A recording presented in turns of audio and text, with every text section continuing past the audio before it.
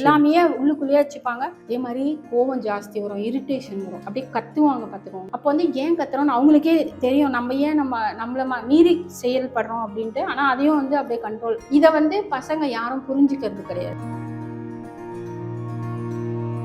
நிறைய பேருக்கு ஹார்ட் அட்டாக்லாம் பார்த்தீங்கன்னா லேடிஸ்க்கு பார்த்தீங்கன்னா ஆஃப்டர் மெனோபாஸ் தான், டியூரிங் மெனோபாஸ் கூட இருக்கும். ஏன்னா அப்போ வந்துட்டு அதுக்கு முன்னாடியெல்லாம் அவங்களுக்கு ஹார்ட் ஒன்றுமே வராது. ஆனால் ஆஃப்டர் தட் கண்டிப்பாக வரும். மனசை வந்து அவங்க சந்தோஷப்படுத்தணும். கண்டிப்பா அவங்களுக்கு பிடிச்சமான விஷயம் பண்ணும்பொழுது ஹார்மோன் திருப்பியும் பேலன்ஸ் ஆகும். இந்த மாதிரி நிறைய பண்ணும்பொழுது அவங்களுக்கு நல்லாவே இருக்கும். ஆனா அதெல்லாம் இப்போ சாத்தியமே இல்லை. ஏன்னா நிறைய பேரை பாக்குறோங்க. கண்டிப்பா யாருமே வந்து ஒருத்தரும் பேரண்ட்ஸை பார்த்துக்கிறோம் அதெல்லாம். வெத்தலை பாக்கு போடுறது ரொம்ப நல்லதுன்னு சொல்றாங்க. வெத்தலை பாக்கு சுண்ணாம்பு ஒரு ஆஃப்டர்நூன் போல சாப்பிட்டாங்கன்னா அவ்வளோ கால்சியம் இருக்கும். அதுல நேச்சுரல் கால்சியம். ஸோ அதை சாப்பிடும்போது வயசானவங்களுக்கெல்லாம் கண்டிப்பா நல்ல ஒரு கால்சியம் கிடைக்கும், வலி குறையும். பசி இல்லாம கூட நிறைய பேர் இருப்பாங்க. 10 பேர் தாகமே வராதுன்னு சொல்லுவாங்க. அதெல்லாம் கூட சரிப்படுத்தலாம். கேஸ்ட்ரைட்டிஸ் வந்துடும். கேஸ் வந்துட்டு கொஞ்சம் சாப்பிட்டாலே ப்ளோட் ஆயிடும் ஸ்டொமக்கு. ஸோ அவங்களுக்குமே வந்து அக்குபஞ்சர் பண்ணும்போது.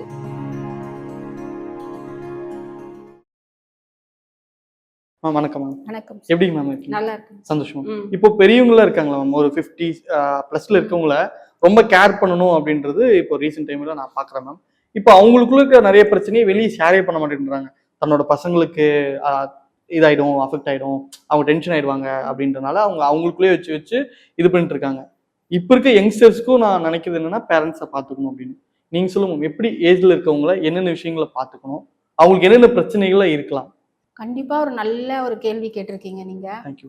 பெரியவங்களை பொறுத்த வரைக்கும் பார்த்தீங்கன்னா லேடிஸாக இருந்தாங்கன்னா அவங்களுக்கு வந்து மெனோபாஸ், ஆஃப்டர் மெனோபாஸ் நிறைய பேர் இருக்காங்க. போஸ்ட் மெனோபாஸ் சொல்கிறாங்க. அந்த டைமில் வந்து அவங்களுக்கு வந்துட்டு ஒரு மாதிரி எப்படின்னா அன்செக்யூர்டாக ஃபீல் பண்ணுவாங்க. நமக்கு யாரும் இல்லை. ஏன்னா ஹார்மோன்ஸ் வந்து குறைஞ்சிட்டே வரும்.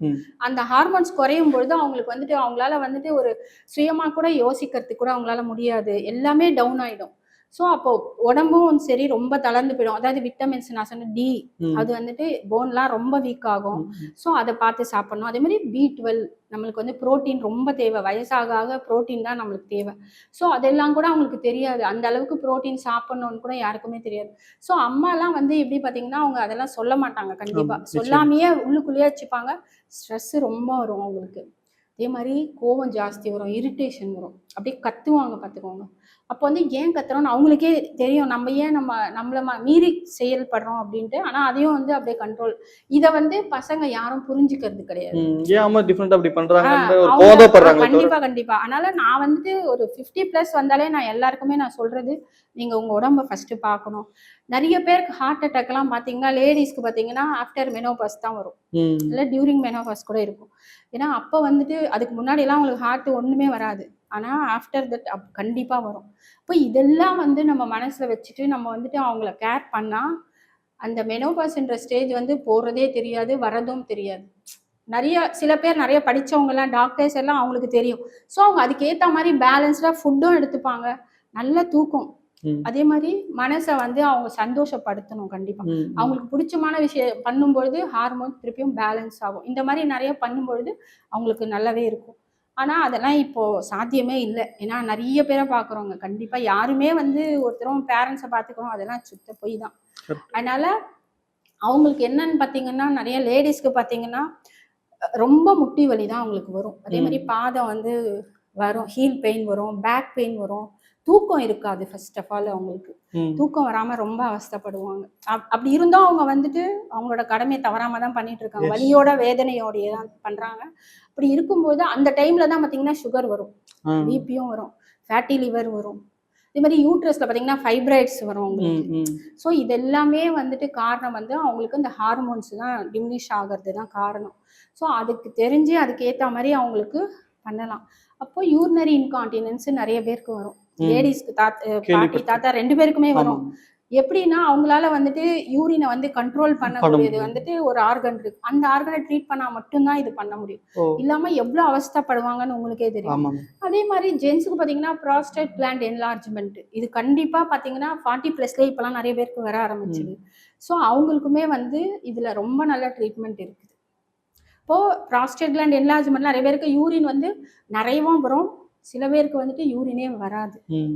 ரெண்டுமே இருக்குது. சரி, ரெண்டுத்துக்குமே வந்து அக்குபஞ்சர் ஹெல்ப் பண்ணுமானா கண்டிப்பா ஹெல்ப் பண்ணும். ம். இந்த ம். மாதிரி கிட்னி வந்துட்டு டயாலிசிஸ் பண்றாங்கன்னா அதுவுமே சரிப்படுத்தலாம். இப்போ டயாலிசிஸ் போயிட்டாங்கன்னு வச்சுக்கோங்களேன், அவங்களுக்கு வந்துட்டு கிரியாட்டின் குறைச்சி டயாலிசிஸ்லேருந்து நம்ம ஆர்டினரிக்கு வந்து அப்புறமா கிரியாட்டின் ரொம்ப குறைச்சி அவங்கள நார்மல் லைஃப்க்கும் நம்ம கொண்டு வர முடியும். ம். ம். இப்போ வயசானவங்களுக்கு வந்து முக்கியமா நிறைய பேருக்கு டிமென்ஷியா அப்படின்றது வந்துட்டு ரீசன்ட் மெமரி லாஸ்.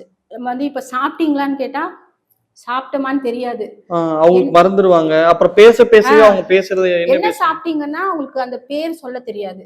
ம். இப்போ நீங்க தான் ஒரு பையன் வச்சுக்கோங்களேன், உங்க ஃபாதர்னு அவர்கிட்ட இவர் யாருன்னு கேட்டா இந்த உறவு முறை சொல்ல தெரியாது. பேர் கூட மாத்தி சொல்லுவாங்க. உறவு முறை வந்து என்னோட அண்ணன் பையன், தங்கச்சி பையன் அந்த மாதிரி அவங்களுக்கு தெரியவே வராது மைண்ட்ல. அந்த மாதிரி கூட வர்றதுக்கு நிறைய இது வந்து சுகர் அதிகமானாலும் வருது இந்த டிசீஸ் டிமென்ஷியா.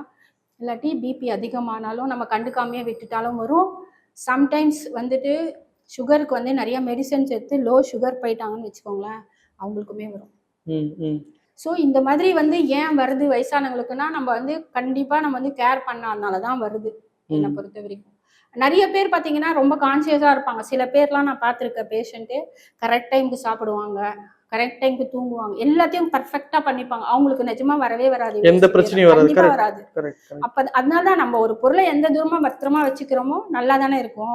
கேர்லெஸ்ஸா விட்டுட்டா நம்ம கிட்ட இருக்க மிகப்பெரிய அசெட் நம்மளுடைய உடம்புன்றது ஒரு ஆமா கண்டிப்பா. புரிஞ்சுக்கலாம். ஆனா அது நோய் வந்த பிறகுதான் சார் எல்லாருக்குமே தெரியும். உண்மைதான். முன்னாடியே எச்சரிக்கையா நம்ம சொன்னாலும் விட்டுடுறாங்க. அதான் நான் சொல்றேன், இளைஞர்களே அப்படித்தானே இருக்காங்க. போ பாத்துக்கலாம் அப்புறமா, போ ஜாலியா என்ஜாய் பண்ணு. இந்த வார்த்தை தான் நான் நிறைய பேர். இன்னொரு மைண்ட் செட்டாவும் என்ன பாக்குறேன் அப்படின்னா, ஒரு 55 வயசுக்கு மேல இருந்தாவே இவங்க கண்டிப்பா ஹாஸ்பிட்டல் ஏதாவது ஒண்ணு அவங்களுக்கு போய் செலவு பண்ணும், அதுக்கு சேர்த்து வச்சிருவோம் அப்படின்ற ஒரு கண்டிப்பா கண்டிப்பா.